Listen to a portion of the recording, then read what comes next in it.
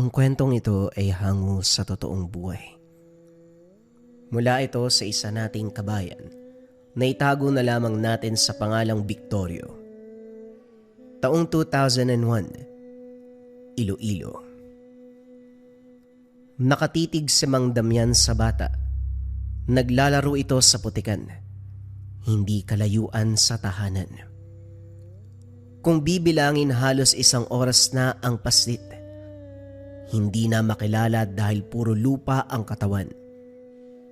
Gayunpaman, masaya itong nagpapagulong-gulong. Hindi alintana ang galit ng ina sa oras na mahanap.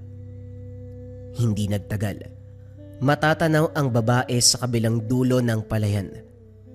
Nagmamadali sa pagakbang, kinarga ang bata. Lumingon sa gawin ni Mang Damian, yumuko bilang tanda ng tawad.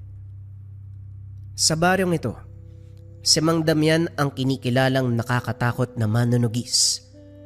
Wala siyang sinasanto.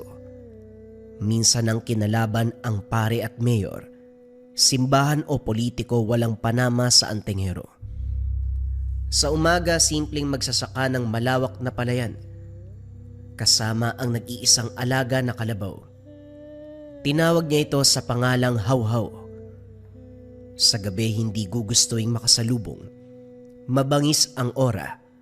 Walang emosyon sa muka. Mga mata na nanlalamon. Idagdag pa rito ang alagang kalabaw na katulad niya rin ang dating. Hindi lingid sa kaalaman ng taga-baryo ang pagkatao ni Mang Damian, pero hindi nila pinag-uusapan ang tungkod dito. Takot na takot ang mga tao. Kahit ang lugar na nagkakagulo o nagsasaya, biglang tatahimik kapag nasipat siya, na para bang may dumaan na anghel. Kaso hindi rin anghel ang paglalarawan ng nakakakilala sa matanda. Hindi anghel, hindi rin demonyo. Ito ang katotohanan na mahirap tukuyin. Pero isa lang ang sigurado. Sa oras sa may maramdamang panganib, handa itong lumigtas kahit sino pa ang nasangkot. Isang umaga, lumabas si Mang Damian para simulan ang pagsasaka. Natigilan nang makita ang bayong na nakasabit sa bakod. Puno ito ng prutas at gulay. May nakasabit pang sulat tungkol sa nangyari kahapon, sa bata na hindi lang naglalaro sa putik, kundi sinalanta ang binhi, nakakabagong tanim pa lamang. Nilamutak ng matanda ang papel at tinapon. Hindi pinansin ang bayong. Magtatrabaho na sana nang mapansin naman ang bata. Sa puntong ito, yung palay na malapit anihin ang pinagkakabalahan. Napabuntong hininga si Mang Damian. Hindi muna lumapit. Pinagmasdan ang bata na masayang pinaglalaroan ang pananim. Natigilan ito nang makita siya. Nakatitig habang ang maliliit na mga kamay nakahawak sa mga palay. Maya-maya pa dahan-dahang naglakad palapit. Tumingala. Tinaas ang mga kamay para magpabuhat.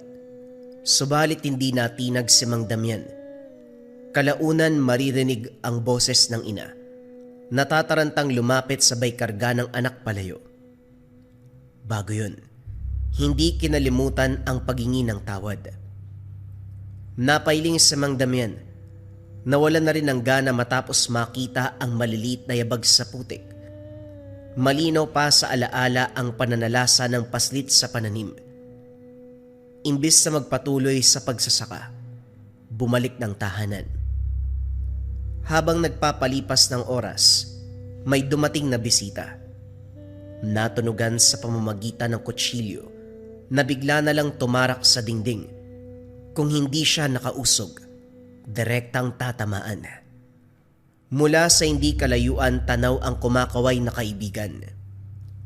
Ay Damian, kung titignan ka sa malayo, ang tanda mo na. Pero sa malapitan na ba, bata pa pala.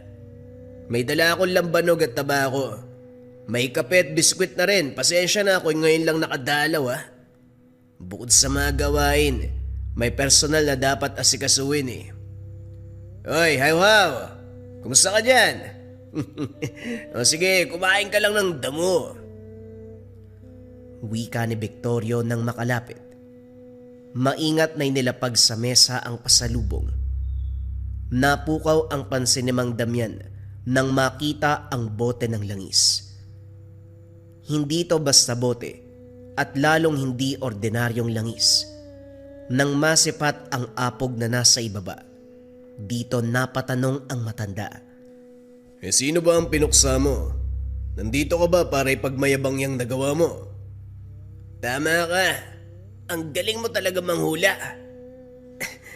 Pero hindi, seryoso. Bukod dyan, may nais akong pag-usapan nating dalawa. Naalala mo ba yung angka ng kapre na nagkunwaring manggagamot? Nariyan na naman sila. Nananalasa sa ibang barangay. Akalain mong mga peste na pinapatay ang bawat butil ng palay. Napabuntong hininga sa Mang Damian. Nanumbalik sa alaala ang matinding bakbakan noong kalaban ang mga kapre. Kamuntikan siyang masawi noon. Hindi madaling makipagtuos sa nilalang na nagmula sa ibang mundo. Danas ito ng matanda. Kaya biglang hindi naging komportable nang ipaalala ng kaibigan. Bakit? Ano bang ginawa ng mga yon? Akala ko ba nakinig na sila sa babala ni Manong? Pinalipas lang nila ang panahon at nandito na naman sila para maggasik. Mga bata ang punteriya nila. Yung nakausap kong biktima ang sabi, nagkasakit siya bigla eh. Tapos napadpad na lang sa tahanan ng manggagamot. Tinignan siya, pero sa halip na gumaling, parang hinahatak ang kaluluwa patungo sa ibang dimensyon. Sa inuwa ko, yung kapre ang nagpataw ng karamdaman. Sila rin ang gumawa ng paraan para lumapit sa kanila ang biktima. Magaling talaga. Sa sobrang galing, gusto kong ikulong dito sa bote, tapos pagdusahin ng habang buhay. Diretsahin mo nga ako. Ano ba talagang sadya mo? Dating gawi. Magsanib puwersa para pigilan ang malaking banta ng kalaban. Ipamukha uli natin sa kanila na sa mundong ito, tayong mga tao ang nag-aari. Hindi ang katulad nilang peste na kumikitil ng inosente. Kung puksaan lang, sasama ako sa iyo. Taon na rin ang lumipas magmula nung huli ako napalaban. Kahit si Hawhaw, nasasabik na makipagtuos sa mga nilalang mula sa kabilang dimensyon. Tugon ni Mang Damian. Nilingon ang kinalalagyan ng kalabaw. Tila ba naunawaan nito ang sinabi niya. Pasimpleng tumango. Hindi mo na itatanong pero kaluluwa yan ng tikbalang na sumasalakay sa mga tao. 100 rin ang dinala ng kabayong yun. Nagabang sa gubat, bata, estudyante, magkakahoy ang biktima. Huli akong sinabihan kaya hindi na isalba ang iilan pero ayos din naman. Nasolusyonan. Nakakulong sa bote yung tikbala ngayon eh. Pag-iiba ni Victorio, sabay turo sa bote. Tinignan nitong mabuti ni Mang Damian, muling namangha sa kakayahan ng kaibigan. Pagkatapos ng usapan sabay silang nagapunan, hinatid ni Mang Damian si Victorio at sa pagbalik, tanaw naman ang bata. Madilim na ang paligid, tanging buwan na lamang ang nagbibigay liwanag. Pero ang paslit, masayang naglalaro sa putik at pananim.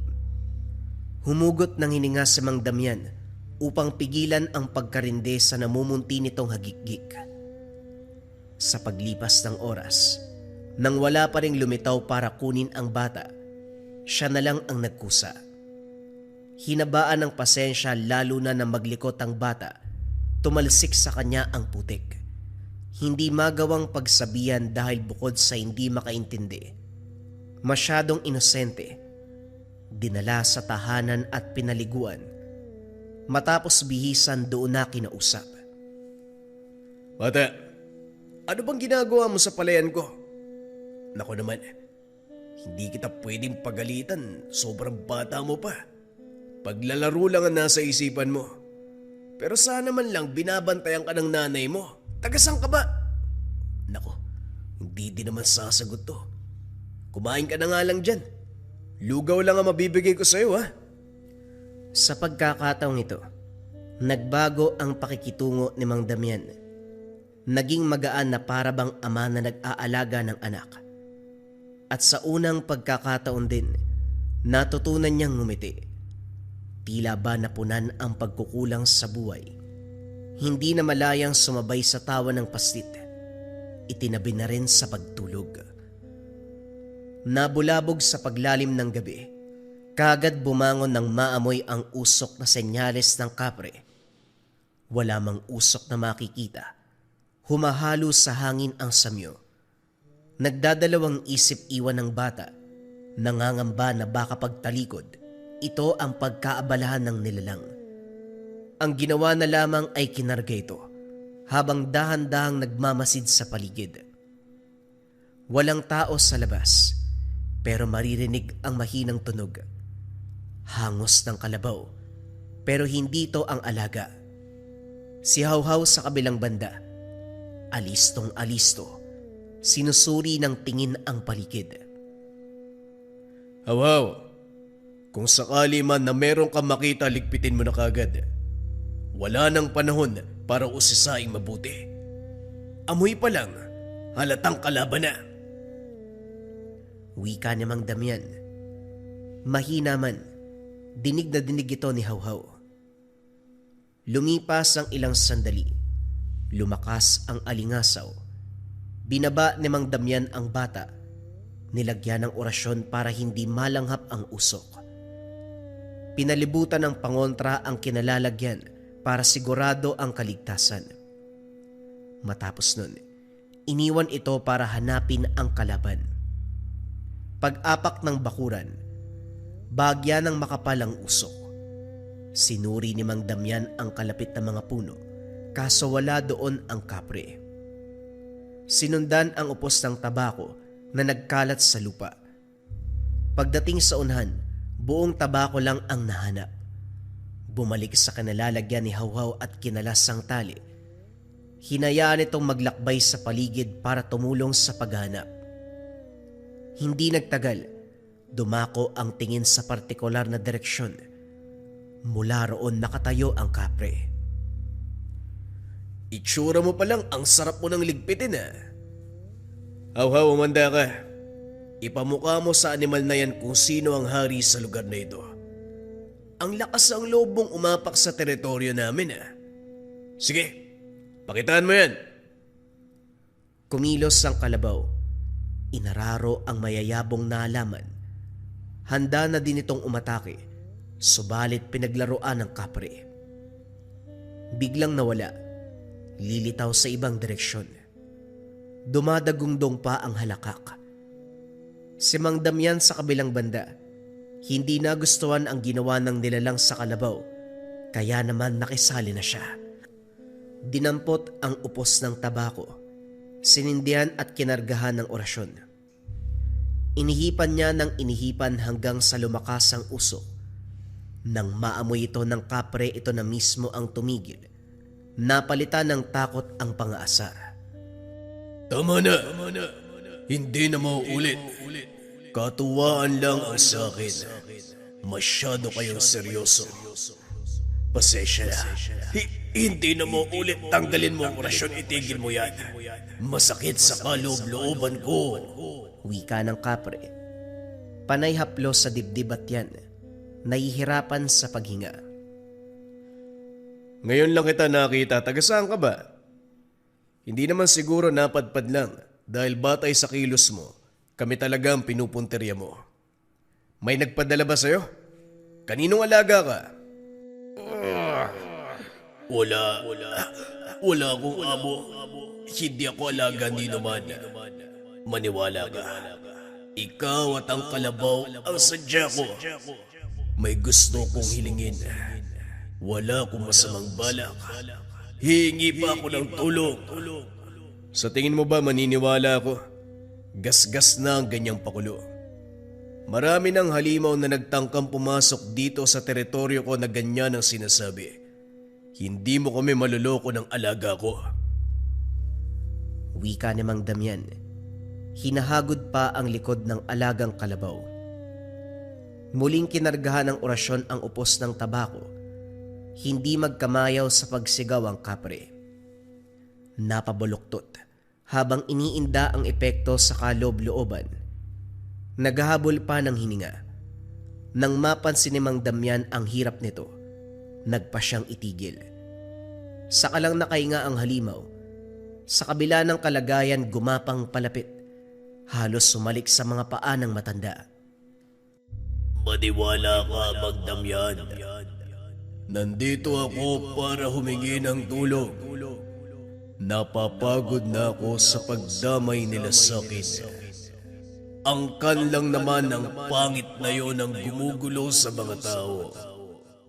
Kami na nananahimik, nasali sa pag-iiganti. Hindi lang pamilya ko ang nasawi, maging ang mga kauri.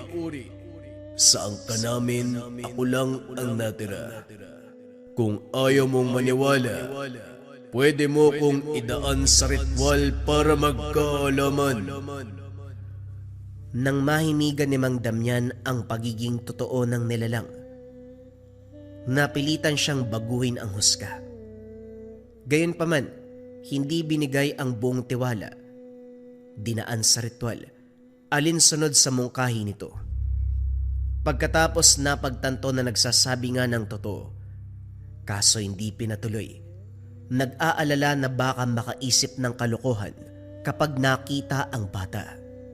Sandali lang. Hindi mo ba ako papatuloyin? Kaya kong baguhin ang aking hugis. Hindi na. Dito lang tayo mag-uusap at saka pwede ba? Hinaan mo nga yung boses mo. Kapag nagising ang alaga ko, malilintikan ka sa akin. Alaga mo. Mulat naman ang kalabaw. Teka, may iba ka bang alaga? Lumapit sa bintana para sumilip. Dali-dali itong hinatak palayo ni Mang Damian. Kaso nga lang nalaman na nito ang tungkol sa bata. Humarap kay Mang Damian. Makahulugan ng tingin. Kaagad hinampas para manahimik. O may binabala ka? Anak ko yan, umayos ka. Pag-usapan natin ang sadya mo. Hindi ang pag-isipan na masama ang anak ko. Umayos ka. Makakatikim ka talaga sa akin. Patawad, kaibigan. Alam mo naman na mahilig kami sa mga bata. Hindi lang sa magagandang babae. Pero sandali. Bakit parang pamilyarang amoy ng bata? Minsan na yang naglakbay, malapit sa tinitirahan kong puno. Hayaan mo kong tignan. Siya nga. Meron siyang ina. Yung babae na kulot ang buhok. Matangkad at morena. Mahiyain dahil palaging nakayuko. Kung alam mo lang ang pinagdaanan ng babaeng yon, siguradong maaawa ka. Bugbog sarado ng asawa. Pinagkakaisan pa ng mga tao. Hindi ko lang alam ang rason upang siya ay pagkaisahan. Maganda pa naman ang itsura. Sobrang daldal mo naman. Sa buong buhay ko, ngayon lang ako nakakita ng kapre na masyadong pakialamero sa buhay ng ibang tao. O baka meron ka pang ibang nalalaman dyan, ha? Meron talaga. Ang nanay ng batang yan, minsan ang biktima ng kapre. Yung angkan ng nananalasa ngayon. Mabuti na lang, may mabait na albularyo kaya naagapan. Umalis sila sa lugar dahil pinayuhan ng albularyo. Gusto siyang makuha ng masamang kapre. Huwag kang magsinungaling. Ang pinakaayoko sa lahat yung magaling lang gumawa ng kwento. Magsabi ka ng totoo. Narito ang palad ko. Gumamit ka ng orasyon upang malaman mo. Kayong may karunungan, hindi madaling maniwala. Pero ibahin mo ko.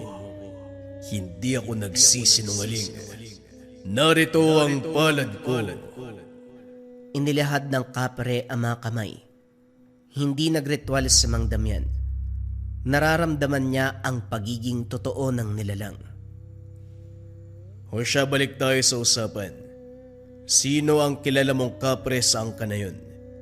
Anong tulong ang gusto mong makuha mula sa akin? At ano ang gusto mong mangyari? Naging seryoso ang mukha ng kapre. Humarap ng maayos kay Mang Damian. Gusto ko lang malinis ang aking pangalan bilang mabuting nilalang. Naubos na nila ang pamilya at mga kaibigan ko. Ako na lamang ang natira. Sa ginagawang pananalasa ng masasamang angkan, damay kami. Maraming albularyo ang gumawa ng hakbang. Nagtaboy, pero sa halip ang masamang angka ng tamaan, kaming inosente ang nadali. Mabuti nga't nagawa ko pang isalba ang sarili. Pero hindi ako magtatagal kung patuloy na magkakaganito ang sitwasyon. Sa angka na yun, si Otep lang ang kakilala ko. Yung maitim at malaki ang ilong. Na para bang hindi ka maitim at malaki ang ilong? Ganyan naman yung mga itsura nyo Bigyan mo ko ng eksaktong paglalarawan para makilala kagad ang nilalang na yun. Malakas ang amoy niya. Mas malakas kumpara sa ordinaryo. Nabibilang siya sa mataas na angkan. O na, sige. Naiintindihan ko ang gusto mong mangyari. Tutulong ako. Teka, ano bang pangalan mo? Tawagin mo ko sa pangalan na ibinigay ng mga mortal. Kapre. O sige. Kapre ang itatawag ko sa'yo. Nakakapagod din mag-isip ng pangalan O tapos na tayo dito Anong oras na? Kailangan ko magpahinga. Ikaw, bumalik ka na sa inyo. Dito na lang ako mananatili sa puno.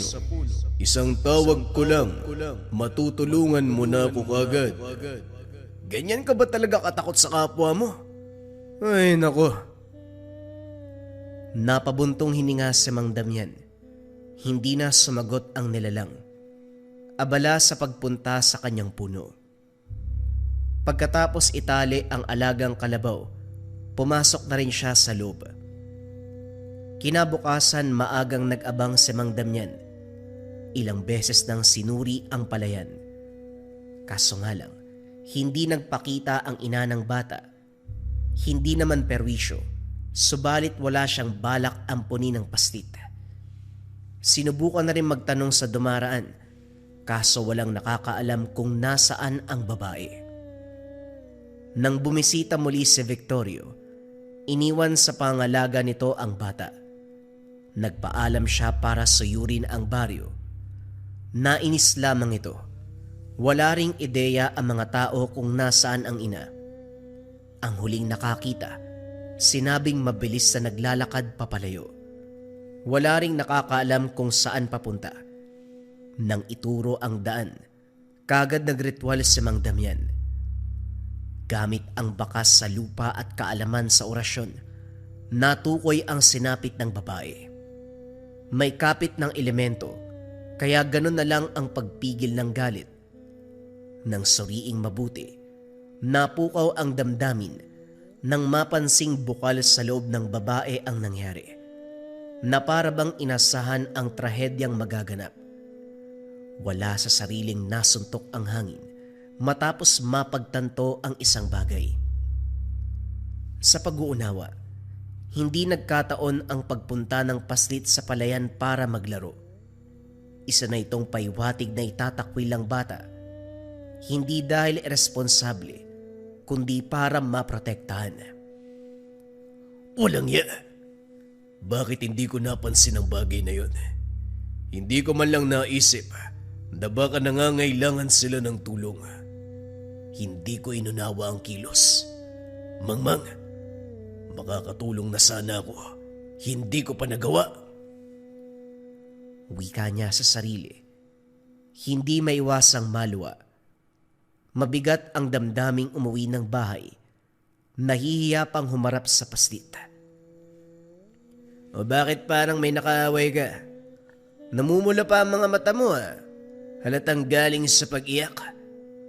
Ito pa lang din ang unang beses na nakita kitang ganyan. Ano ba nangyari? Saan ka nagpunta? Hindi ka man lang nagpaalam ng maayos. Dumiretso sa pag-upo si Mang Damian. Mapait nang initian ang batang naglalaro. Lalong sumikip ang dibdib nang marinig ang pagtawa nito. Kung sana napansin ko kagad ang nangyayari, hindi magiging ulila ang bata. Ang mangmang ko sa parte na hindi man lang ko nagduda sa pabalik-balik ng bata sa palayan. Yung pala may pinapaiwatig na ang ina. Hoy, napaano ka ba? Bumisita ako para pag-usapan ang susunod na parte ng plano. Ano ba yung mga sinasabi mo? Binigyan ng bata tapos ngayon nagsasalita ka na di ko maintindihan. Linawin mo nga. Ilang ulit bumalik sa palayan ng batang ito. Akala ko nagkataon lang na nakatakas sa ina. Nagpunta sa taniman, pinaglalaroan yung pala, yung pala. Nagpapaiwatig na ang nanay.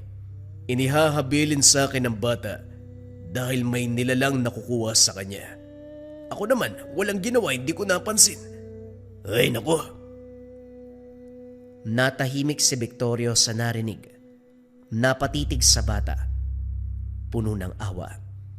Maya-maya pa ito na rin ang tinalakay. Teka sandali, binanggit mo na kinuha ng nilalang ang nanay ng bata, tama? Kung gano'n naman pala, bakit hindi natin bawiin sa nilalang na yun? Tayong dalawa. Hatakin natin pabalik ang ina ng bata. Handa akong sumugal kahit ano pang nilalang yan. Walang ya. Hindi man lang inisip yung kapakanan ng bata. Ang dapat sa mga nilalang na yan, pinapatay, pinahihirapan. Tama ka. Ngayon ko lang din naisip na hanapin yung nilalang. Sige, bawiin natin ang ina ng bata. Napabuntong hininga si Mang Damian. Inihanda ang sarili at mga kagamitan para sa bagong misyon. Pagsapit ng gabi, kinausap ang kapre. Kumuha ng impormasyon tungkol sa sinabi nitong nilalang na gustong kumuha sa ina ng bata. Binigay naman ang lahat ng nalalaman, pero limitado lang. Gayunpaman, sapat na ito upang matukoy kung sino ang gagantihan. Sa pagbalik ni Victorio, pinag-usapan kung kanino ihahabilin ng bata. Mabuti na lang umuwi na ang asawa mula sa Maynila, kaya napakiusapan. Hindi umayaw, kagad pang kinarga ang paslit. Nang makita ni Mang Damian na magiging maayos ang kalagayan ng bata, kampante siyang umalis. Bukod dyan, ginawa ng habak ang bata upang may proteksyon. Sa kakahuyan ng tungo, sa bahagi kung saan naglalakihan ang puno ng akasya, talisay at balete. Masukal na ang bahaging ito, pero may maliit na daanan sa tabi. Bihirang daanan ng mga tao ang lugar. Alam nila ang peligro kapag napadpad ka sa lugar na ito. Wala pang ginagawa si Mang Damian, pero nararamdaman na ang presensya ng iba't ibang elemento. Nang suriin ang bawat puno, halos lahat ay may nakatira. Tignan mo nga naman. Isang tingin, malinaw na kung sino-sino ang nandito. May engkanto, maligno, kapre. May lagusan pa ng tikbalang sa unahan. Meron pang punso ng duwende sa baging yan. Anong uunahin natin, pare? Wika ni Victorio, nakapamewang habang tinitignan ang paligid. Ano pa nga ba? Kailangan muna nating magpaalam sa ibang elemento. Mas mabuti nang malaman nila para hindi makialam sa mangyayari. Ayoko ng sagabal. Tugon ni Mang Damian na sinang-ayunan kagad ng kaibigan. Lalong ayoko na may sumisingit. O siya ako nang bahala sa ritual ng pagpapaalam. Pwede mo nang simulan kagad ng pagtawag sa kapre sa sandaling matapos ako. Inumpisahan ni Victor ang ritual. Maingat na nagpaalam sa iba't ibang elemento na kasalukuyang nakikinig. Isa-isang nagtago sa lungga ang lahi na walang kinalaman sa sadya, hanggang lahi ng kapre na lamang ang natira. Walang ideya dahil sila ang pinatutungkulan. Pagkatapos si Victorio, sinimulan ni Mang Damian ang pagtawag. Sa unang pagbigkas ng orasyon, nabulabog ang angkan ng kapre. Lumitaw ang mga ito. May nakalambitin sa sanga. May nagtatago sa likod ng puno. May galit. Handa ng sumugod. Inilabas ni Mang Damian ang upos ng tabako na nakuha mula sa kaibigang kapre. Tinuruan din siya ng pamamaraan kung paano ito gagamitin. Sino sa inyo nagngangalang Otep?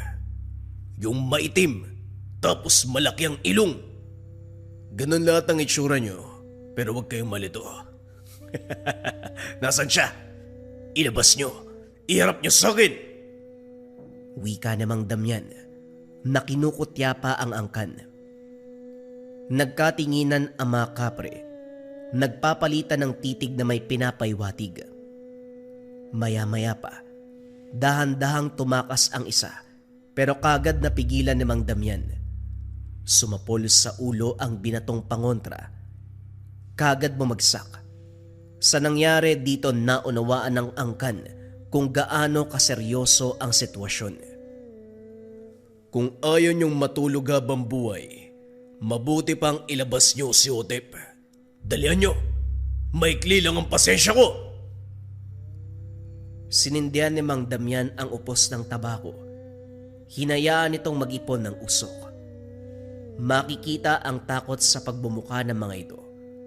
Kaso wala silang balak na ilaglag ang kalahi. Lumipas ang oras na ubos ang pasensya ni Mang Damian. Itinaas ang upos ng tabako. Inihipan habang sinasabayan ng dasal. Kanya-kanya sa pag-iwas ang mga kapre. Sinasabayan ng orasyon ni Victorio kung kaya't hindi makawala sa kinakatayuan. Isinarang mabuti ang lagusan upang hindi makatakas. Masyado nyo namang mahal si Otep. Sa dami nyo, wala man lang nakaisip na isuko. Bumagsak na ang kasama nyo. Gusto nyo yatang sumunod O sige, total matigas kayo. Langapin nyo ang usok ng sarili nyong tabako.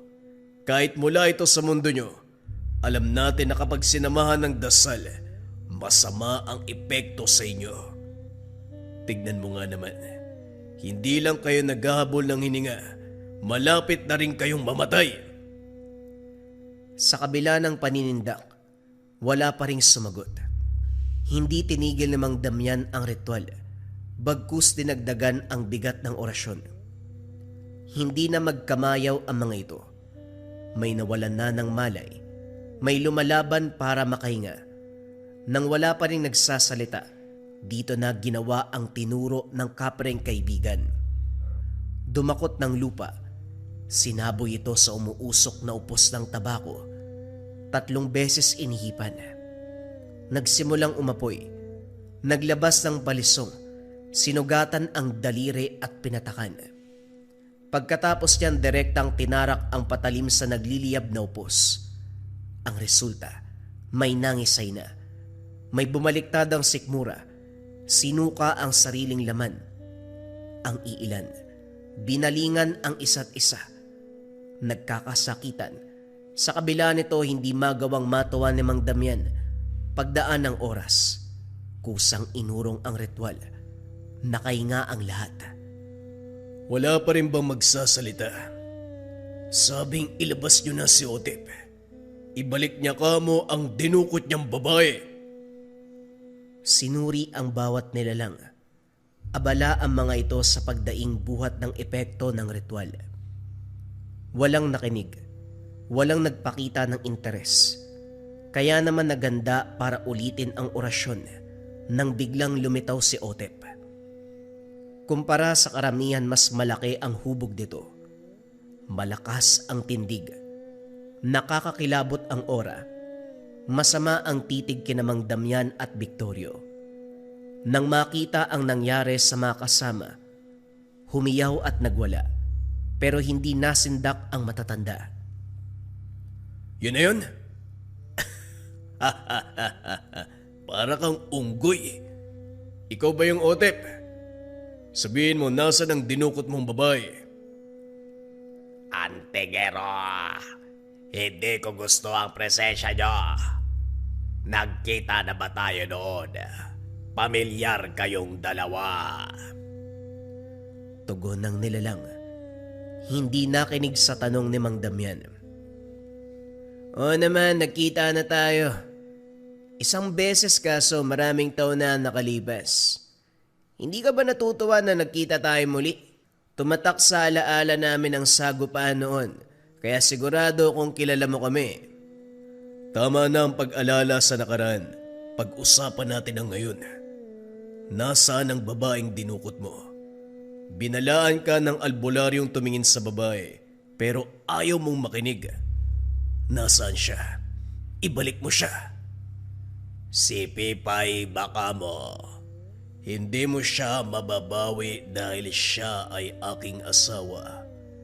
Kasalukuyan kaming nasa ritual ng pagkakaisa, pero nambulabog kayo. Abalokong to.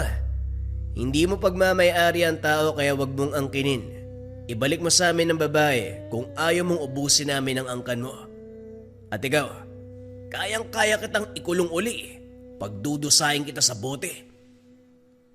Wika ni Victorio. Napabunot ng bote, kaso tinawanan lang siya ni Otep. Naaalala ko na kung sino kayo. Alipores ng tinatawag niyong manong. Nagawa niyo nga kaming ikulong noon, pero hindi naman nagtagal. Nakatakas din kami. Isa lang yung patunay na sa labang ito. Kayo ang talunan. Huwag niyong ipagyabang ang bote ninyo. Napapasag lang yan. Otep, hindi ko na uulitin ang sinabi ko. Gawin mo na lang para matapos ang pagharap natin. Bakit? Natatakot ka bang humarap sa akin sa loob ng mahabang oras? Nakikita mo ba ang magiging kapalaran nyo? Wika ng nilalang. Makikita sa mga mata ang pagbabalak na tapusin si Mang Damian at Victorio. Nahimasmasan na ang mga kasama nito na ngayon ay naghahanda na sa pagsugod. Hoy, kahit magtulungan pa kayo, wala pa rin kayong laban sa amin. Huwag na kayong magsayang ng lakas. Madali lang naman ang hinihiling namin. Ibalik ang babae, si Pipay. Kapag binigay niyo siya sa amin, alis na rin kami. Ako ba ay niloloko nyo? Hindi na uso ang maayos na usapan. Dinadaan ito sa pagtutos. Kaya humanda kayong dalawa. Pare, total sila naman ang nagamon. Saka gusto ko magpapawis, wag na natin palampasin. Ipitin natin si Otep mamaya para sa huli, maibalik niya ang nanay ng bata. Ako na ang bahala sa orasyon. Tawagin mo na ang kaibigan natin. Wika ni Victorio. Nagsimula na itong magritual. Si Mang Damian sa kabilang banda. Inumpisa na rin ang pagtawag sa alaga. Sa pagsipol, maririnig na kagad ang mabilis na yabag. Hindi nagtagal isa-isang inararo ang mga kapre. Ganyan nga, Hawhaw. Ipakita mo sa kanila kung ano ang tunay na lakas. Sa sanib puwersa ng ritual ni Victorio, sa orasyon ni Mang Damian at lakas ni Hawhaw, naalerto ang angkan ng kapre. Pasimple silang inararo ng kalabaw. Walang nakaangal dahil kakatayo pa lang ay sinasalpok na kagad. Ang ilan ay hindi kinaya. Tumakas. Ang naiwan lang yung takot kay Otep. Sa kabilang banda, alistong-alisto ang kalaban. Sinusundan ng tingin si Hawhaw. Kagad iilag kapag paparating sa kanya. Subalit sa uli ay hindi rin nakaligtas. Tumagos ang sungay ng kalabaw sa katawan nito. Nanlaki ang mga mata ni Otep. Direktang tumitig kay Mang Damian. nakikiusap na ilayo si Hawhaw. Gagawin ko yan kapag naibalik mo na si Pipay. Yun lang naman ang sadya namin dito. Ibabalik mo ba o papahirapan namin ang angkan nyo? Dali-daling dinaluhan ang babaeng wala sa sarili. Tulala itong natagpuan sa puno. Maya-maya pa ay nawalan ng malay. Naubos ang atensyon dito dahil sa kalagayan. Saka lang napagtanto na nakatakas si Otep. Gayunpaman, pinalampas dahil hindi dito nagtatapos ang pagharap.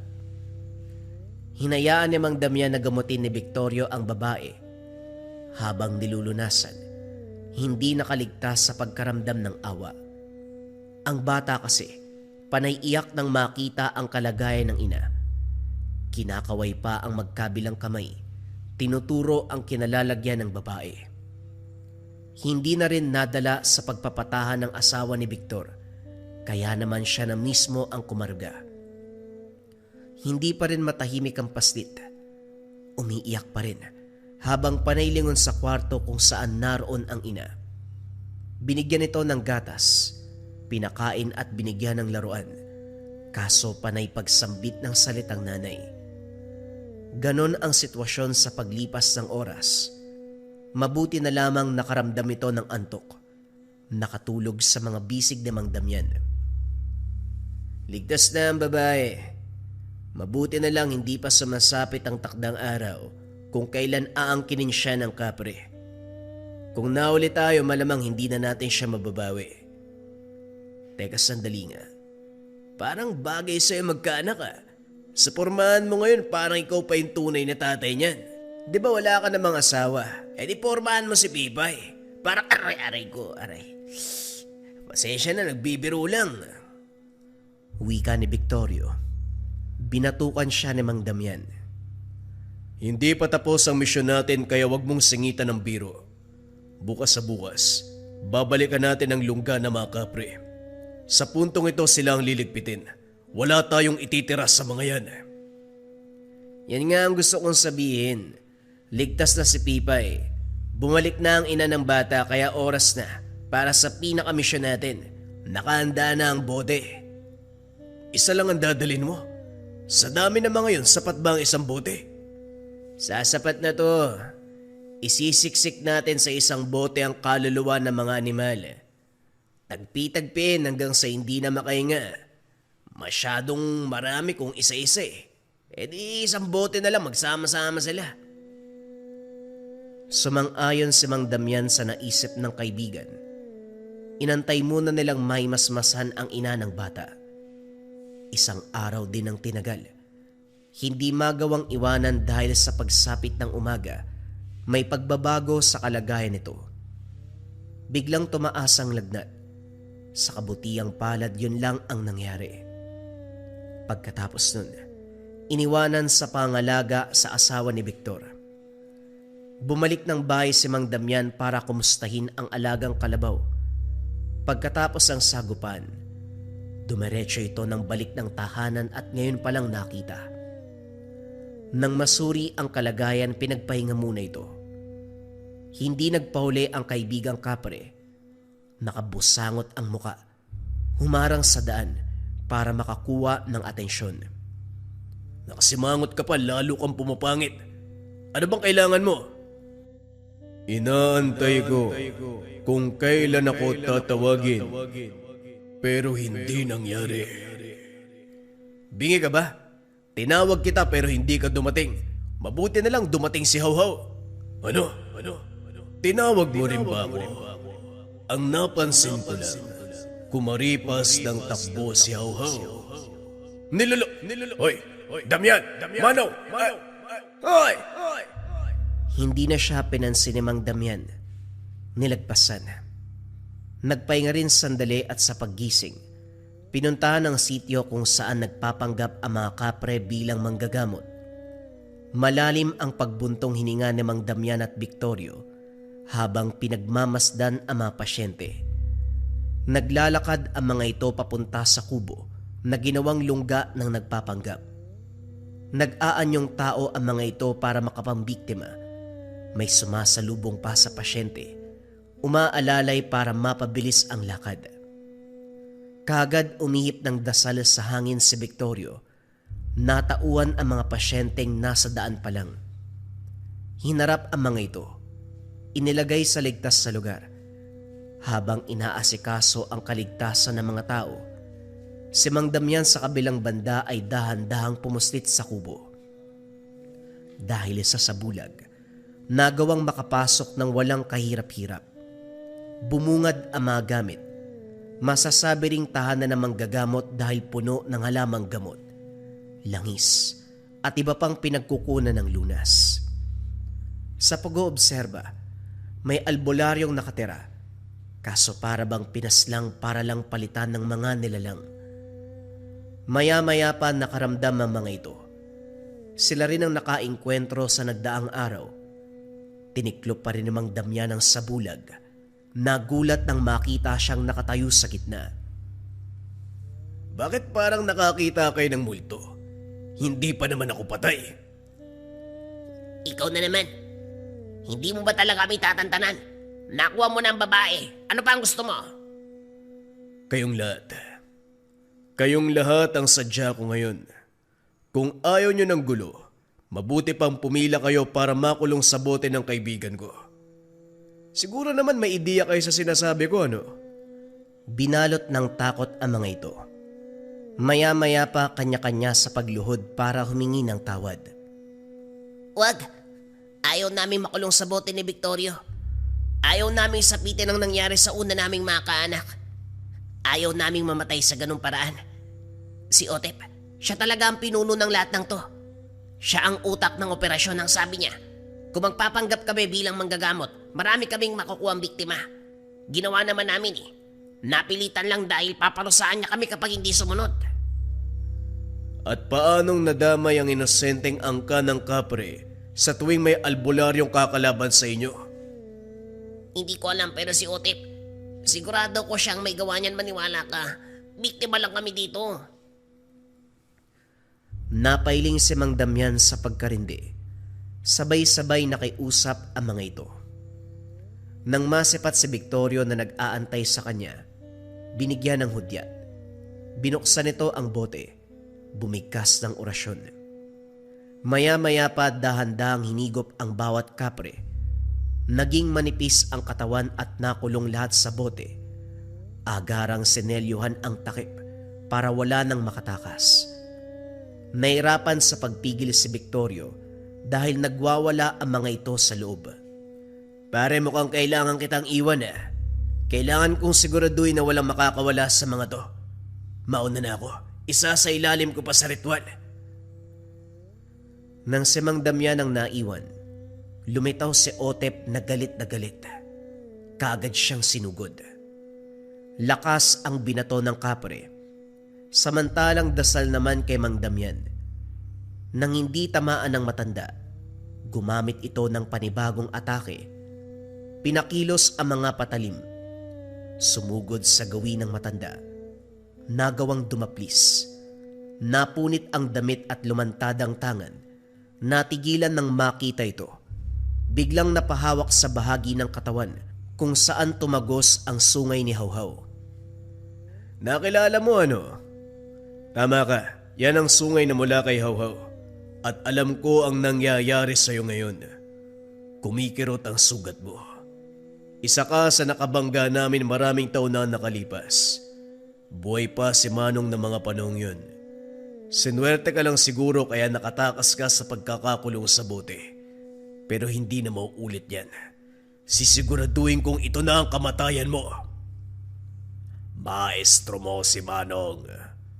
Pare-pareho kayo. Pati ang kaibigan mong si Victorio. Napakadaldala. Puro satsat. Bumuelo ang nilalang. Tinalo ng pagitan pero natigilan sa kalagitnaan ng masipat si Hawhaw. Nanlaki ang mga mata at hindi nakabalanse kung kaya't tinangay ng kalabaw. Hindi na pinalampas. Inatake ng inatake. Sinubukang lumaban ni Otep pero nag-uumapaw ang lakas ng kalabaw. Walang panama. umabot sa puntong nahirapan. Hindi nagtagal para itong karne sa merkado, tinadtad ng tinadtad. Mulat ang mga mata na nakatingala. Lalapit sana si Mang Damian para suriin nang marinig ang boses ng kaibigang kapre. Kung hindi nakailag ang matanda ay matatamaan siya.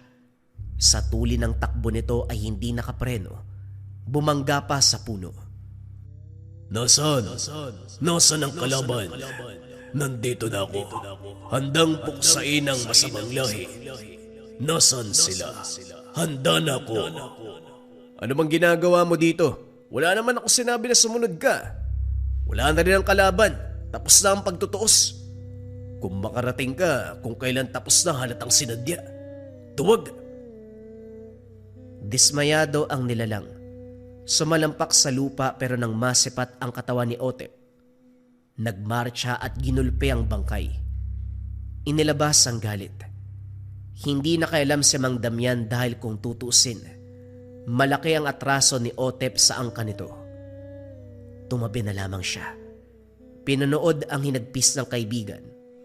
Nang mahimasmasan sa kalang tumigil. Ayos ka na ba? Pwede nang iligpit yung bangkay ni Otep? Tapos na ako. Nailabas ko na ang lahat ng galit. Nakaganti na para sa pamilya at mga kaibigan ko. Sinuring mabuti ang bangkay ni Otep. Sa kabutiang palad, dito na nagtapos ang buhay ng higanteng halimaw. Matapos ligpitin ang bangkay sa tulong ng kaibigang kapre, niligpit na rin ang kubo na pinagkukutaan ng mga ito. Binasbasa ng lugar, inalis ang sumpang nakakapit upang kung sakaling may maligaw, hindi na maapektuhan pa. Pagbalik ng tahanan na abutan si Victorio, kakatapos lang din sa pagriritual. Napatitig na rin sa bote kung saan nagsiksikan ang apog ng kaluluwa ng mga kapre. Inayos ko na ang pagkakaselyo. 100% hindi na makakatakas sa bote ang mga yan. At ito, 1 baso ng lambanog para sa tagumpay ng ating misyon. Tinanggap ni Mang Damian ang inabot na baso. Isang lagok lang. Naudlot ang usapan nang marinig ang pagtawa ng bata. Kagad lumapit. Nakatingala. Sumunod ang ina na nahihiyang hinila palayo ang bata. Hayaan mo na, halika. Halika dito, bata. Nasasabi ka bang makita ako? Ang ganda ng ngiti mo ngayon Halatang maayos ang gising. Siguro pare, sisibat na rin ako. Oras yata para magkapamilya ka. Hindi, nagbibiro lang. Sige na, alis na ako. Sa puntong ito, pinatuloy ni Mang Damian ang mag-ina. Hindi sa ideyang magkakaroon ng pamilya, kundi para bigyan ng masisilungan. Wala sa bokabularyo ng matanda ang pumatol sa mas bata. Wala rin siyang nararamdaman. Naging mabuti ang pagsasama nila na walang ilangan sa isa't isa. Sa kabila ng panunukso ni Victorio, nanatiling tapat si Mang Damian sa kanyang pangako. Ganon din si Pipay na walang balak mag-asawa. Ang tingin kay Mang Damian, isang ama. Yun na ang huling misyon. Tumanda na si Mang Damian. Isa pa, wala nang matinding kaganapan na kinakailangan ang karunungan niya. Gayunpaman, nanatiling tapat sa tungkulin hanggang sa huling hininga. At sa pagpanaw niya, dito na rin natuldukan ang buhay ni Hawhaw. Natagpuan itong nakahandusay na lamang na para bang sumabay kay Mang Damian sa kabilang buhay. Maging ang kaibigan na kapre, hindi na rin nakita. Ang puno na tinitirahan nito, kasabay na lanta sa pagkamatay ni Mang Damian. Doon na nagtapos ang kwento ni Mang Damian, ang isang antingero na may alagang balaw na nagtatago sa katauhan ng kalabaw. Ang isang antingero na merong kaibigan na kapre. Naway nagusto ninyo ang kwento ni Mang Damian. Top 5 items na kailangan mo sa Lika Merchandise ngayong 2026. Simulan natin kaagad sa number 1. Number 1, Gunita Bracelet for Good Health Bracelet. Yung energy and vibration na ina-attract ng ating Gunita Bracelet ay nakakatulong sa pagpapaganda ng kalusugan. Laging tandaan mga kabayan, para saan ang ating mga swerte, kayamanan, kung hindi maganda ang ating kalusugan. Kung ang priority mo ay magandang kalusugan, energy and vibration na ina-attract, dito ka sa ating Gunita Bracelets. Number 2, ang ating Gintong Gabay o Gabay Medallion Ethnic Version. Pareho lamang ng bisa to mga kabayan, sa designs lamang siya nagkaiba. Ito Gintong Gabay, ito naman ethnic yung approach. Ang bisa nito mga kabayan ay pampaswerte at gabay sa career, health, love life, and finance. Kung nangangailangan ka ng swerte at gabay sa 4 na aspeto ng buhay ngayon 2026, kung kailangan mo ng guidance sa araw-araw ngayon 2026, dito ka sa top 1 necklace natin, ang Gabay Medallion Pangkalahatan. Pili ka na lang ng designs kabayan ko. Number 3, syempre hindi mawawala ang depensa spiritual mga kabayan. Meron tayong kalusugan at gabay sa araw-araw pero kailangan din natin ng depensa spiritual. Kontra sa lahat ng negative energy, kontra kulam, barang, tigalpo, palipad hangin, usog o kahit anong masamang uri ng sumpa. Ito ang Maracuyo Bracelets mga kabayan. Nandito din yung tinatawag nating rebuelta or sumbalik. Kung ano man yung sumpa na ibinigay sa inyo, ibabalik doon sa taong nagbigay. Kaya sobrang trending ng ating Maracuyo. May 4 na kulay kang pagpipilian. Pwede tong lava na may gintong San Benito, pwede tong white na may gintong San Benito, pwede tong brown na ethnic version at black na ethnic version. Pili ka na lang, kabayan ko.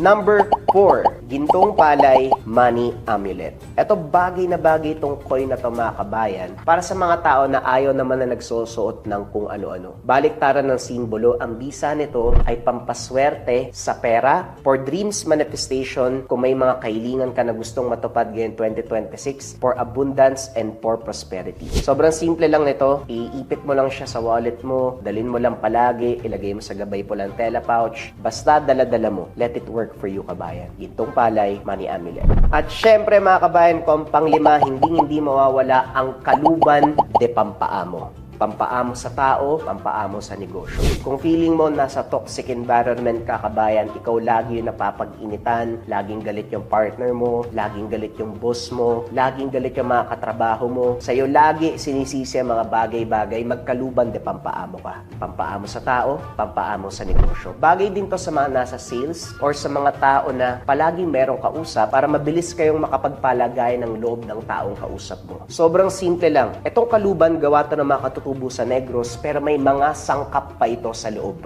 Dadalin mo lang kabayan. Let it work for you. Lagay mo sa bag mo, lagay mo sa bulsa mo, basta dala-dala mo lang palagi. Yon ang ating top 5 items na kailangan mo ngayon 2026 sa Lika Merchandise. Kung interesado ka kabayan, pwede mo i-click yung yellow basket sa baba. Pero if ever na walang yellow basket, i-search mo lang ang shop ng Lika Merchandise. Ingat sa mga scammers.